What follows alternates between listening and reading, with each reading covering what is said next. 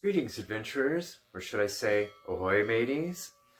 Now, I haven't made any weapons reviews in a while, and I've had this little thing for a few weeks now, but I haven't shown it on video or even done any cutting with it.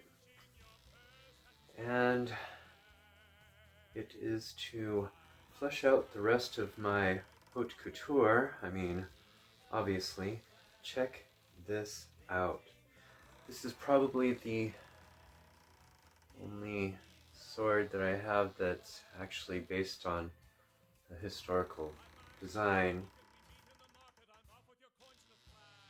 It's got the brass hilt and fittings and short saber blade. This is what you call an English hanger, sort of a precursor to the Cutlass. Has this 3-bar handguard, sort of a tapered handle, which I think in the original might have had a slightly more bulbous center, which I think might be better for gripping. Slippage is kind of one of my concerns here. It has a peened pommel there, and it's not counterbalanced at all, but mainly just there to try to attempt to keep the hand from slipping. See how that works out. But we'll see how far down the blade the balance point is. Now, this is end heavy, and you notice that the blade is quite a bit thicker than the pommel here, and I'm not a real big fan of that.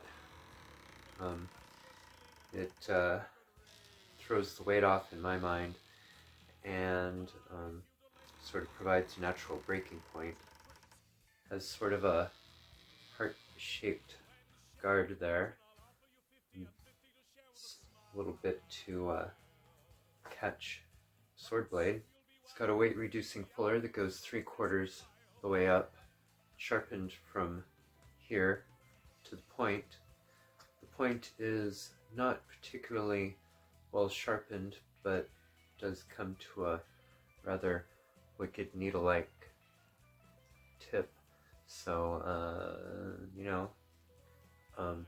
it's actually kind of robust in that it comes to a chisel end instead of a flimsy cutting edge. Notice that the back has a rather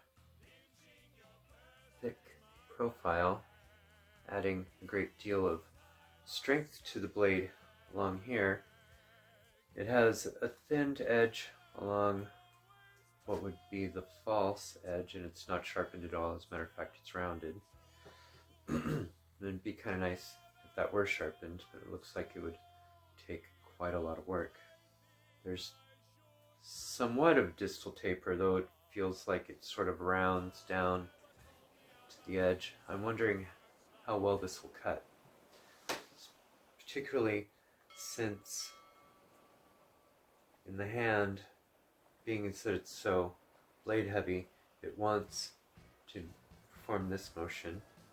It is a nice short stiff blade, and with that tunnel-like tip, I imagine it would be somewhat good in a thrust, though it is rather end heavy, as I mentioned before, and kind of drags on the wrist as you push forward with it.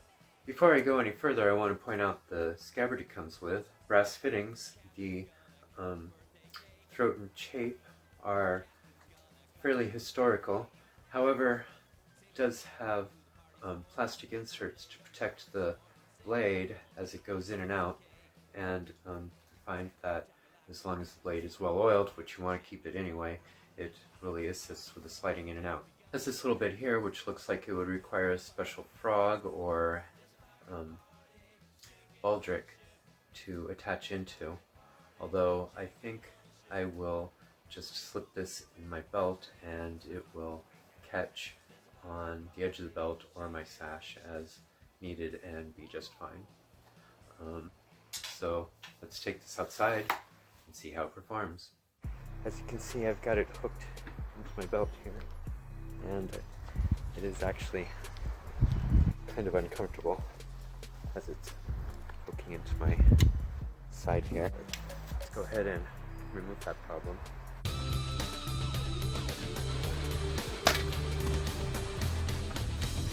Well, that went through fairly well. There's some dirt there. No ragged edges. Made a fairly clean cut. A little curvy. It was tougher than I expected. Let's see how it does in a downward chop.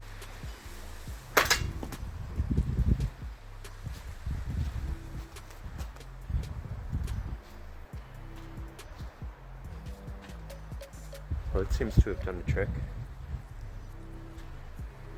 Yeah. Straight cut all the way through. It's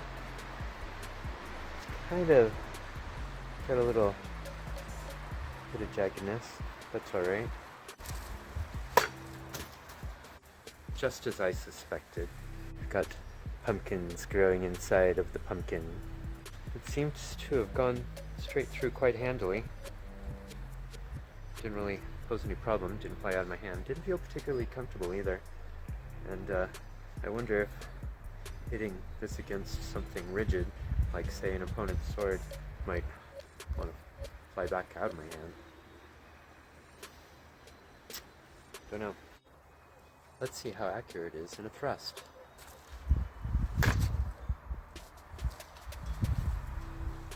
Well, it seems to have done the job too. Aside from being slightly end heavy, I imagine this would be fairly good in close quarters, except it's kind of making my wrist hurt just holding it. Let's take one more swipe at some of the leftovers. So I've gone ahead and changed into some gauntlets for the suppler leather. Really makes it feel like I've got a better grip now. So that might be important. And it definitely feels like I have more grip than just with bare hand. One thing I want to say about this scabbard is it definitely feels like it would want to come off just being hooked onto my belt.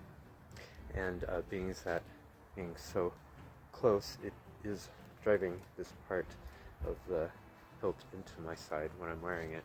So I guess that's why they call them hangers. You know, I hang them off the side so it doesn't do that.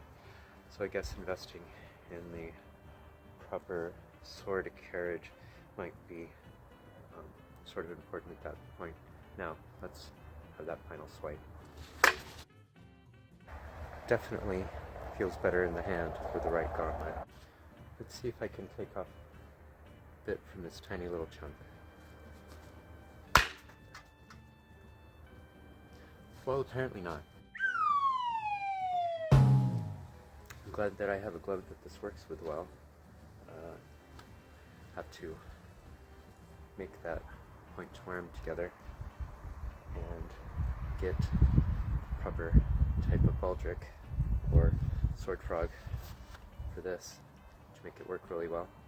Well, I'm gonna head in, clean this up with a little bit of oil, and get warm and have some homemade wine. Alright, and until next time, keep your sword with you.